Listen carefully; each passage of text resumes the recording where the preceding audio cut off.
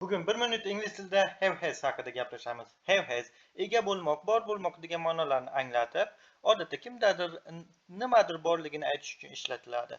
Unda bor deb tarjima ham qilinadi va ba'zan shaharlarda bor degan ma'noda ham ishlatish mumkin bo'ladi. Have has ikki xil uslubda sal farqlanadigan yasalishi bor. E'tiborli bo'lamiz. Direkt shaklda farq qilmaydi. Misol uchun I have 3 apples, I have got 3 apples. Katta farq qilmaydi. Tarjimasi bir xil.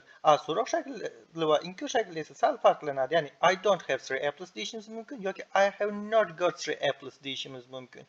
Yoki do you have apples? Senda olma bormi? Yoki have you got apples? Ya'ni senda olma bormi? Yasalishida kichik farq bor. Got bilan ishlatilayotgani yoki ishlatilmayotganiga qarab shu qismiga e'tiborli bo'lamiz. Lider bilan dars qilishda davom etamiz.